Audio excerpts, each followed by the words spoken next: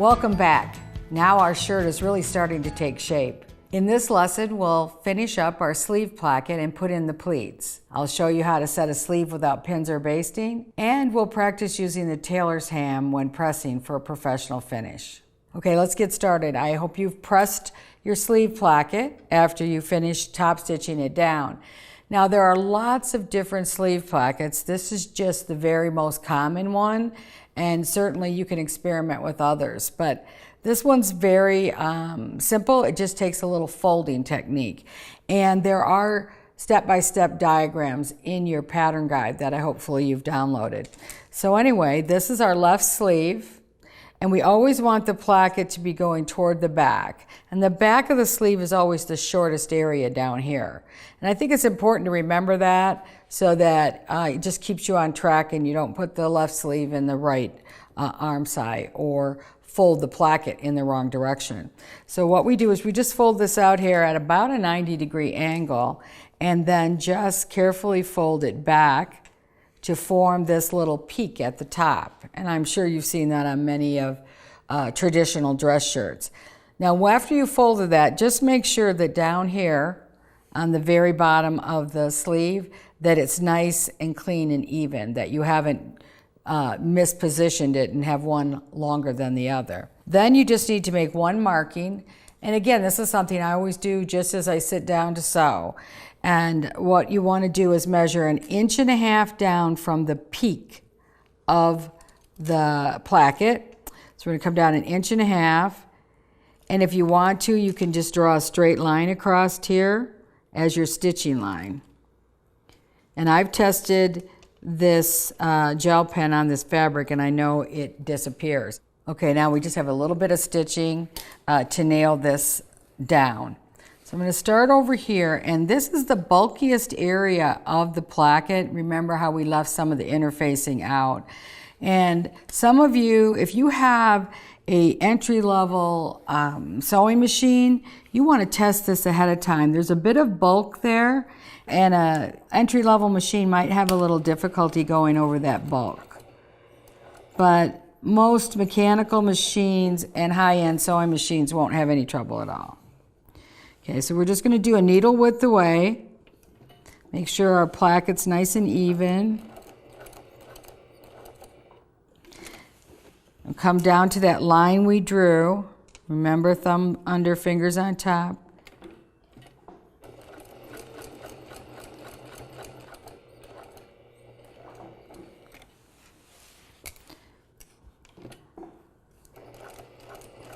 Right across that line that we drew, which is 1.5 inches from the peak. And we're done. Now, while we still have the sleeve in our hand, we can go ahead and put the pleats in the bottom of the sleeve. So first, I find my first little clip, and I line it up with the second clip. Well, let me start here. Line that one up. And put your needle down to hold that fold in place while you get the other pleat in place. Match up those slits. And you're just going to stitch across here less than 1/4 inch because 1/4 inch is our seam allowance. So we want this just hidden into the seam so that we don't have to tear it out. So we'll hold those pleats in place so that they stay there until we put the cuff on. So set the sleeve aside and let's close up the collar stand. Now hopefully you've pressed really well, and if you have a clapper, you've flattened all that down because we're going to top stitch all the way around the collar stand. So we're going to start here, and remember this is the part we left open. And so we press that seam right up in there, and we press this seam down nice and flat so that it'll take a top stitching easily. Now we're going to turn this under 1/4 inch as we stitch. And again, you just burn your fingers and stretch the fabric out if you tried to do it with a pressing station first, if you try to press this under 1/4 inch. So here are the keys to getting perfect top stitching as you turn this under. You want to turn it under 1/4 inch and lay the fold right on top of the previous stitching. That way when I top stitch down, I'm going right in the exact place I stitched before, which will make a nice flat collar stand.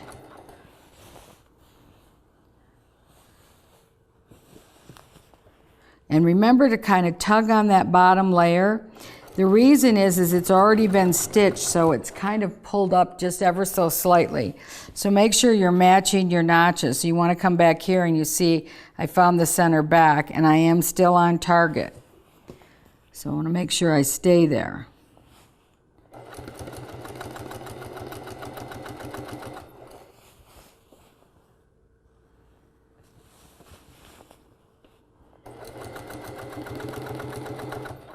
And this really is just as easy as it looks. I think that if you've never done it, it seems intimidating, but really, it's easier than you might think. So I'm just going to take this all the way around the collar stand, but I think you get the idea, so you don't need to see me top stitch all the way around the collar stand, but that's what you'll do. Once you get it all closed up, just continue all the way around and come across where it connects to the collar.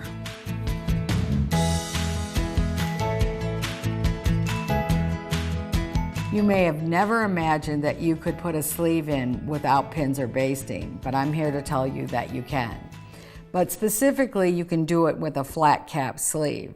So if you'll notice on most shirts, it's going to be a flat cap sleeve, and that means it doesn't come to a real high rise, like a high cap sleeve that you would put in a blazer. So you won't want to try this with that type of sleeve, but any flat cap sleeve you can put in this way. You don't sew up the side seam first, like traditional methods. We're going to put this in on the flat. Now remember, because there's the most amount of easing, so it's the largest piece, the sleeve needs to go against the feed dog. That's absolutely monumental to make this work well. But it's so simple. So we're just going to take the sleeve against the feed dog, right sides together, and match this up to the arm side. Now, down on the first part of the arm side, between the edge and the first notch, there is no easing. So we'll just stitch from the edge of the seam allowance right up to that first notch. Make sure they match really well, because that's very important.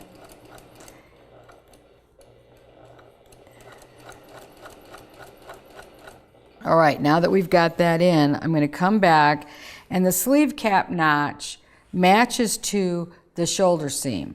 So I'm going to set that at the shoulder seam, hold that in place, and then I want you to see what happens.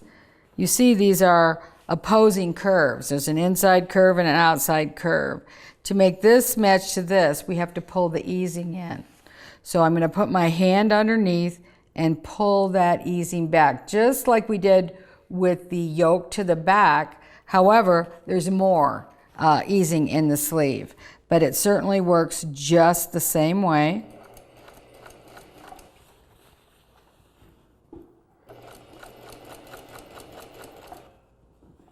So I've just got my hands, remember, underneath, just pulling back ever so slightly until the edges, both edges are even.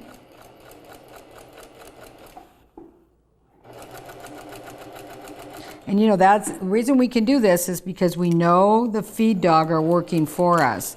So many times in some sewing techniques, you're counterproductive and you're working against the feed dog, and it's so frustrating. And now you'll be armed with the knowledge of how the feed dog work, and the next time you're having one of those frustrating moments, you may just stop and realize, all I have to do is turn it over. I've got the wrong piece against the feed dog. So now I'm going to come back and match up this back notch. Now you're going to notice there's more easing in the back, and that is supposed to be that way. There should be slightly more easing in the back so that the garment is comfortable. If you ever come across a pattern that doesn't have that additional easing in the back, you'll notice after you've made it, as you're wearing it, it just feels like the whole shirt just keeps pulling backwards, and you're constantly tugging to pull it forward. And that's generally because it was a poorly drafted pattern. So going to do the same thing, it's just slightly more easing.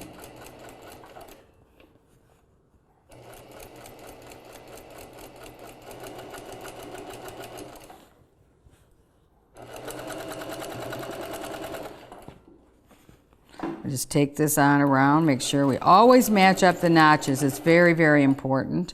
The sleeve is actually drafted from the arm side, so those should absolutely match every time. And by using the slit method of making your notches, then you know you're right on. So let me just turn this over so you can see how nice our sleeve is in. It's beautiful, and again, no pins, no basting. Now you're going to finish this seam off by using a serger or a zigzag stitch to finish this edge off. If you're using a serger, keep the 3/8 inch seam allowance. You need that to stitch into, so don't cut anything off. We'll do a little 3-thread serge to finish the edge.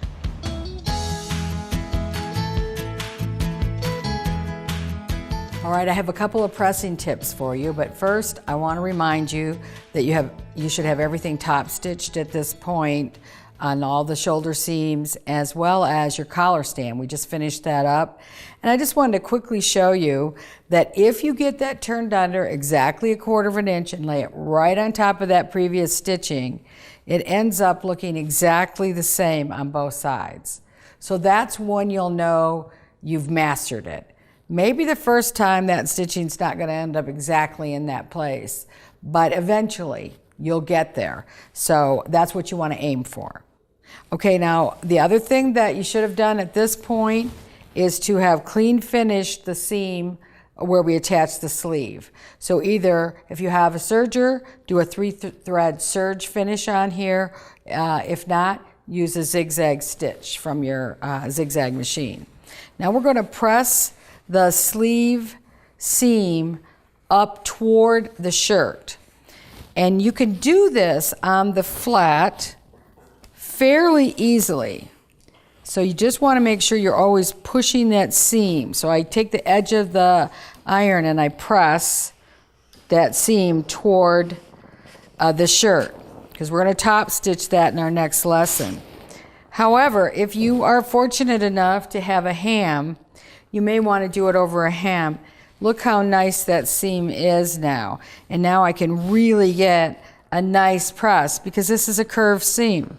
So pressing it on this ham that is curved just makes it even nicer and flatter.